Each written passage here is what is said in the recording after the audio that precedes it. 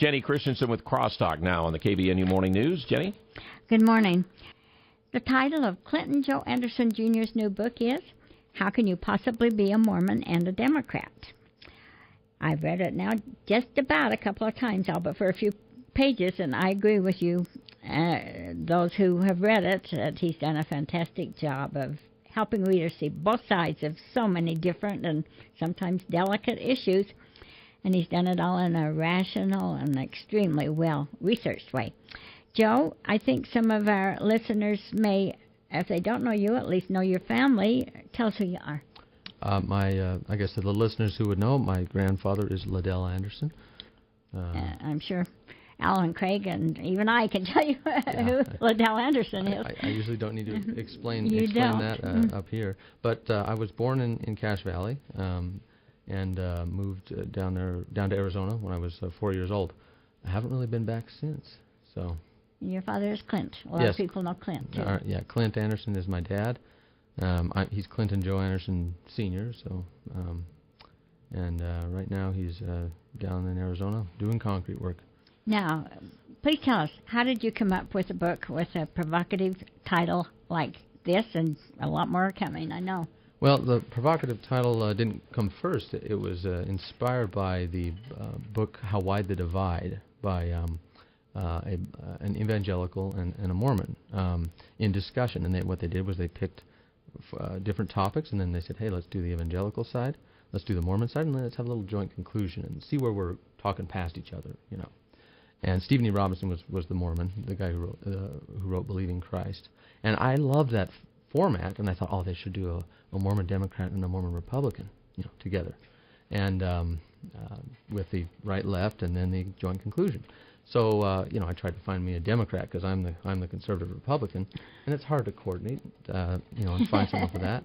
But then Robert S. Wood of the 70, now Temple president of Boston Temple, he gave a talk in 2006, April General Conference, and in that talk he mentioned that when he was in graduate school, his professor told him to in order to improve his paper that he was writing on a political philosopher, he needed to first take upon himself the position he opposed. Don't build up a straw man, but really, argue that position, and then you'll be arguing against the best of what that position has to offer. Interesting. And then when he said that, I thought, wait a minute, well, maybe I'll do the Democrat side, Mm-hmm. So. And it worked. It apparently did, but it started off one way and got much better. I think I started off doing almost like a play. I was playing the parts, and I felt like I sounded... Dan and Noah. Dan and Noah, yes. Mm-hmm. I had to give them names for convenience, Mm-hmm. Instead of saying, the liberal guy or the Democrat guy, So Dan was the alter ego for the liberals, or the Democrat Mormon, and Noah is the alter ego for the Republican. And I started off with sounding a little too much like you hear on cable news, where they're just saying something and then kind of arguing back. I would turn the chessboard around and I would see, what can I pick on? And I realized, that doesn't work. I mean, I know what I meant when I said that word. I don't need to pick on it. So instead, I just started being for real. Finding the best arguments, not wasting time. And I didn't think I could do the economics chapter. I didn't think I could be a Democrat who understood economics, because that was the other rule. Is Dan and Noah both know the same stuff because right. And I couldn't fake anything. I couldn't fake ignorance. I couldn't. I need to know the same stuff, but somehow be able to take upon myself that other position. So you must have had to read and talk to people. Well, it was a matter of, finding, I think it was an Orson Scott Card article that it was a jump start for me. Somehow that broke the ice a little bit. Once that happened, I became I just found more and more stuff, and I even thought of things that I've never heard anywhere else that I think are really good arguments on the opposition.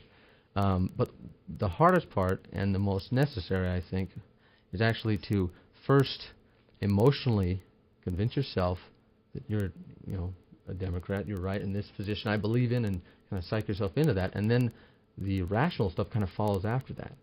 And so. But the result of this, and it's really an interesting read, has to be that people can see each other's point of view a little easier. I want you to tell our listeners about was it a letter you got? Or yes. It was really, that should have made you feel so good. Oh, this was my favorite. This is the whole point of writing the book. I actually don't particularly enjoy politics. I like it when I can find the good news in it. But otherwise, anyway, I was at the book is for sale at Costco, by the way, at the Ogden Costco for like $10, you know. Mm-hmm. And somebody had bought it there and then sent me an email that said, "Hey, I just read your book. I really appreciate it." And he was a liberal, and his family are conservatives, you know. And well, he said after he read the book, he felt better towards conservatives because I have both sides on these issues, right. And so he just felt better, and so he sent me this letter, and I'm gonna read it, and this is the kind of thing that if I never sold another copy in my life, this is worth everything. And he said, "Joe, your Mormon Democrat book has caused me to look at some significant others in my life, not just my siblings, in a much more tolerant and understanding way.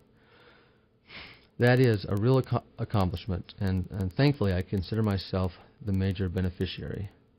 Just their having seen me as more accepting of their point of view has already produced some closer feelings between them and me." And then he quotes his sister. "Larry," my sister said, as my wife and I were about to return home, "this has been the best get-together we've had for a long time. Let's do it again real soon without any particular reason. Okay?"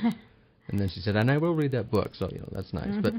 But the fact that I helped the family just have a good time together, that's the whole thing. That's all. That's great. That's the end. When I read that, I was just so pleased. It was worth everything. Was there one major surprise to you when you were putting this all together? That Democrats can understand economics too. They really can. Yeah, so there were quite a few surprises like that. I had found out that the average economist is probably a moderate Democrat, and that was, you know, I read that in a book, and it was almost empirically shown. Of course, they're more free market, you know, compared to most Democrats. They're a moderate Democrat, but wow, that was actually a surprise and a pleasant one, I suppose. I like hearing that people are not stupid, you know. So you devote quite a little attention, actually, to Harry Reid. Did you intend to do this, or how did this come about? It started out with his speech at BYU in 2007, Mm-hmm. and I've met a number of conservatives who really liked that speech and didn't know things about him and warmed up to him there. When I first heard about it, and a friend of mine, Professor Brian Dilley, who helped me write the book, he was a BYU Democrat with Reid's son at BYU, and but he told me about the speech, and he said, "Oh, actually, Reid's pro-life," and I didn't know that. And then so I went and listened to the speech, and it, you know, I really warmed up to him. But to learn that he was pro-life, I thought, well, I got to look into him a little more here. I mean, you know, I never knew he was, you know. And so I looked into him quite a bit, and I remember speaking to another BYU professor, and I said, "Hey," who's a liberal, and I said, "Oh, you must like Harry Reid," and he goes, "Oh, Harry Reid's way too conservative for me." I thought, you know, that can make some conservatives angry, but I'm more like, "Hey, what's the scoop? Tell me more," you know. And anyway, this I come to find out he's pro-gun, he's pro-death penalty, he's pro-life, you know, in abortion. So these are surprising facts. Okay, so but what are the democratic qualities about him? Tell our listeners that maybe you admire too. Well, I don't know. He votes 95% Democrat. Yeah, he's 95% Democrat. But in those areas, I thought it was interesting that it is very interesting. But he's not my kind of. I wouldn't vote for him. In fact, that's the only negative thing I say in the book. I wouldn't vote for him, but that he wouldn't vote for me. I'm a free market guy. But that doesn't mean we have to have such animosity. True. And I found out things about his life. I read his biography. He grew up around here Cache Valley. In fact, I want to find out where he lived. So he joined the LDS Church. Yes, and it was a great, it's just a great story, and I really warmed up to him. And then I saw an interview with him and Tom Daschle, and where he talked about being a good father, or he said, my kids are as good as they are because of my wife, and she would have been doing that if I'd have been something else, politician or whatever, you know. Mm-hmm. But I kind of felt this undercurrent that his wife, Landra, was a real stable, you know, and they had this partnership. It was just good to get to know them as a family, even though I have never met any of them. You know, I've talked to one member of the family a couple times on the phone. By reading the book, you would think you were very well acquainted. I'm not, and I explicitly say that I'm not, because I didn't want to sound like I was a puppet. You do say that. I give you that. Yeah. What is a particular issue you can think of right now that surprised you in how close the people in the two parties were when it came right down to it?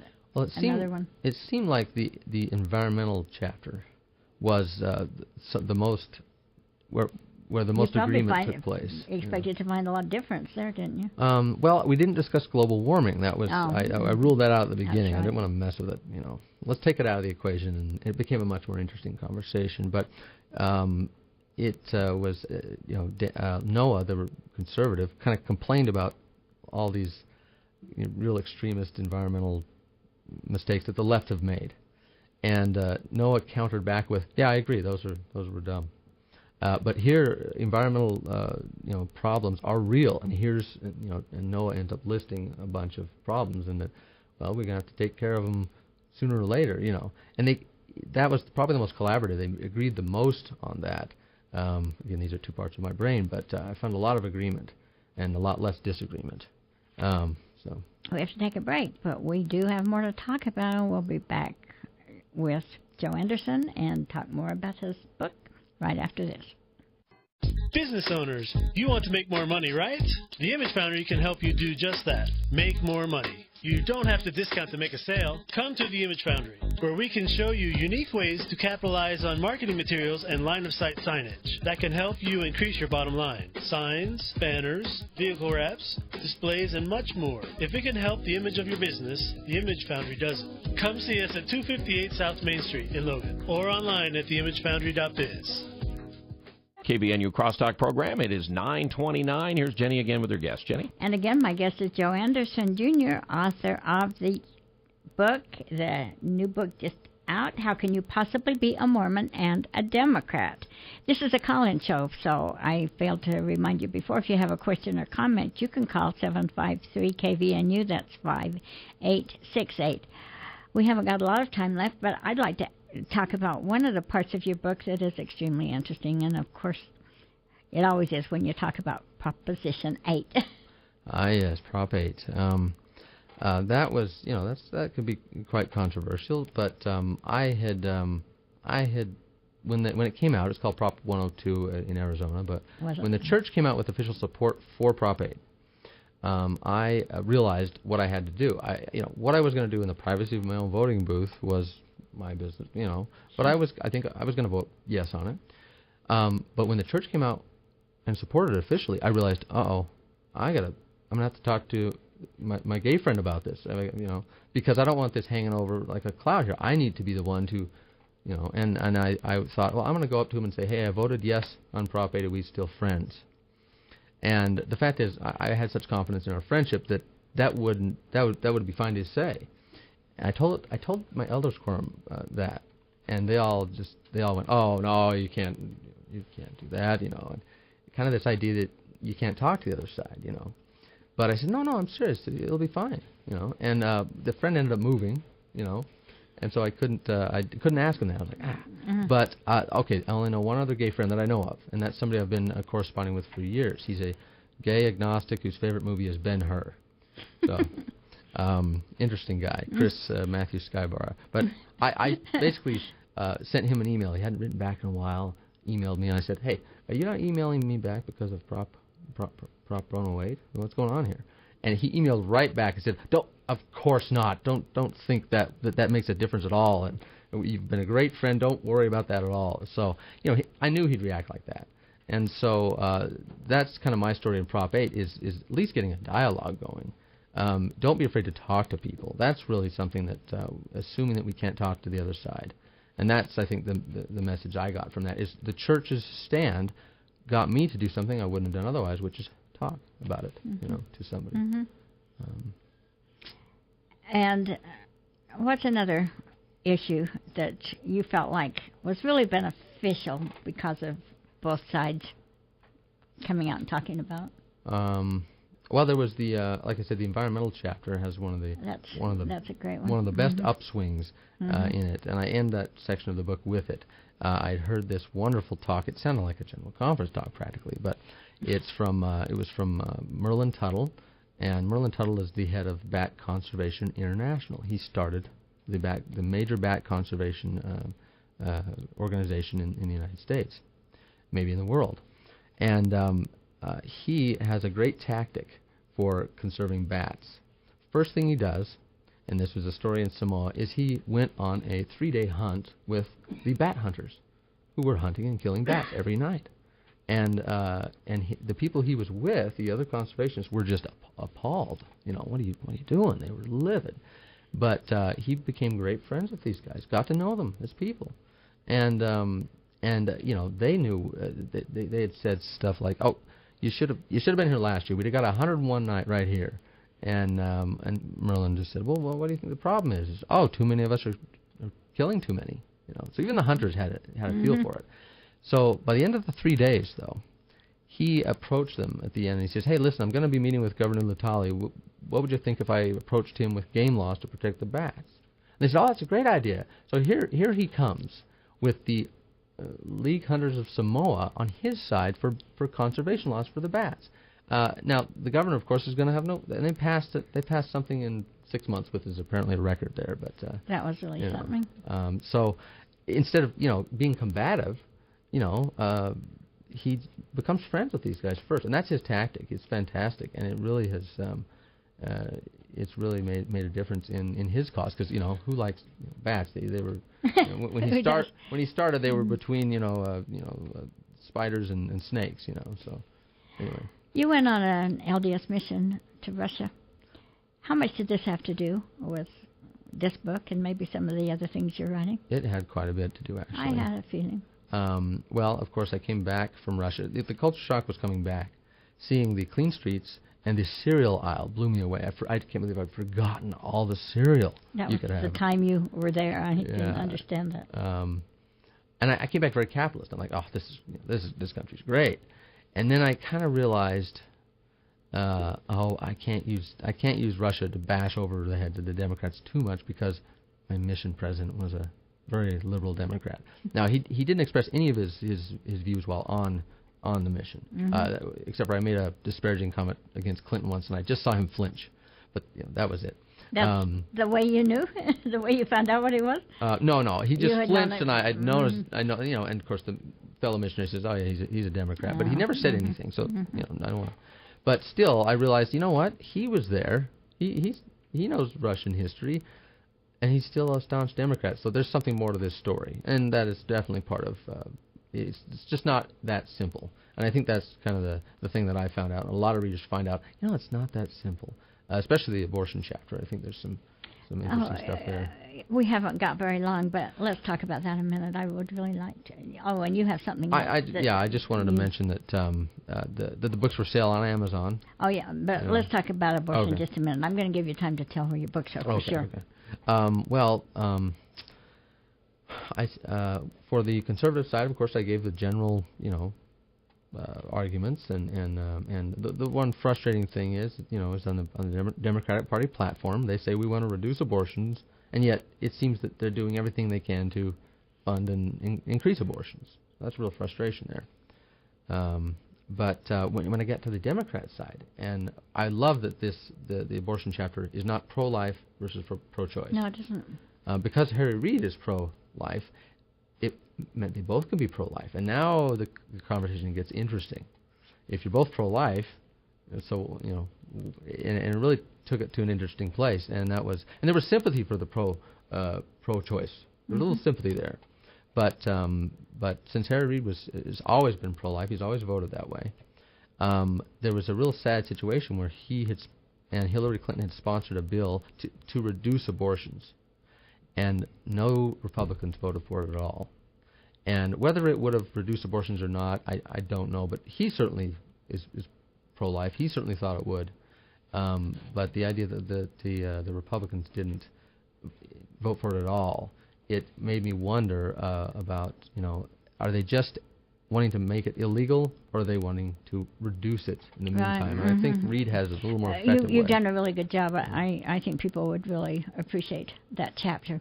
Now, before you go, tell us where people can get this book. Well, here in Cache Valley, the book table has it. Hastings has it.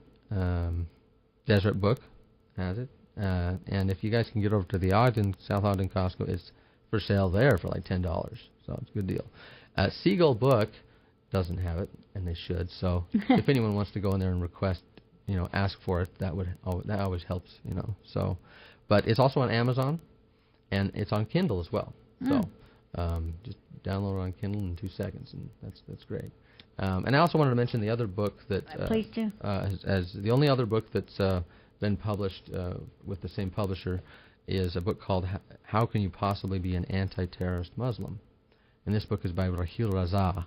And with some of you may remember a year ago she was on O'Reilly. Yes. She was the Canadian Muslim who was against building the mosque at Ground Zero. So when I heard that, I called her up. And you've done a lot of research into the Muslim people too. Well, I don't like, since I got fed so much anti-Mormon stuff from friends in high school who got my beliefs wrong. I have a very, I take my time in evaluating other people's religions, and I think we all should. We Mormons should, anybody, we should be very sensitive to that. So anyway. And you've got a lot of other books coming up, and one is going to have to do with Republicans. Yeah, we're going to do How Can You Possibly Be a Mormon and a Republican, which is just a continuation. It's just new topics, death penalty. But first, immigration. Immigration. I don't know if I'll do immigration in that book because I'm doing an entire book on immigration. So we'll see what happens. But the next book that's coming out, though, is the one that focuses on Bush, Iraq, and that's and the next Islam. one. Yes, that is almost. I need to find a better title for it. But for now, it's How Can You Possibly Defend the Preemptive Wars of George W. Bush? I don't like that title quite yet, but and it takes 4 perspectives on that one, and 2 of them are real people actually this time. We'll be waiting. So, anyway. Thank you so much, Joe Anderson. For KVNU, I'm Jenny Christensen. Chances are, you don't think that